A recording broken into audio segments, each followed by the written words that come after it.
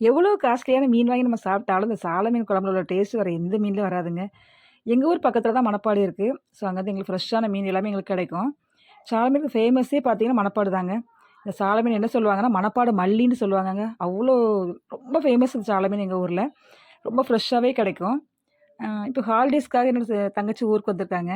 So அவ தான் மீனெல்லாம் கழுவிட்டு இருக்கா. இன்னைக்கு பார்த்தீங்கன்னா ரூ. 10க்கு 5 சால மீன் குடுத்தாங்க.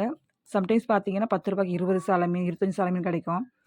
மீன் வாங்க போறப்ப பார்த்தீங்கன்னா, சில டைம் வேற வேற மீன் வாங்கியாச்சுன்னா, ஃப்ரீயாவே அவ்வளோ மீன் குடுப்பாங்க மணப்பாடுல பார்த்தீங்கன்னா. ஸோ அந்த அளவுக்கு இங்க ஃபேமஸ். அந்த சால மீன் பார்த்தீங்கன்னா, கொதிக்கச்சிலேயே நம்ம வந்து சுட சுட சாதம் போட்டு, அந்த மீன் குழம்பு ஊத்தி, அந்த பச்சை மிளகா வச்சு சாப்பிட்டு பாருங்க, அவ்வளோ சூப்பரா இருக்கும். இந்த சால மீன்ல அவ்வளோ மருத்துவ குணங்கள் இருக்குது. இந்த சால மீன் குழம்பு யாருக்கெல்லாம் பிடிக்கும்? மறக்காம சொல்லுங்க. பாருங்க, எப்படி கொதிச்சிட்ருக்கு மீனு.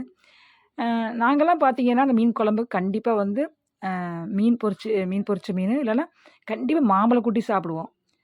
உங்களுக்கு யாருக்கெல்லாம் அந்த மீன் குழம்பு சாப்பிட்றப்போ வந்து மீன் குழம்பு வச்சு சாப்பிட்றப்ப, மாம்பழம் கூட்டி சாப்பிடுவீங்க? மறக்காம கமெண்ட்ல சொல்லுங்க. வாங்க ஃப்ரெண்ட்ஸ் சாப்பிடலாம். தேங்க்ஸ் ஃபார் வாட்சிங்.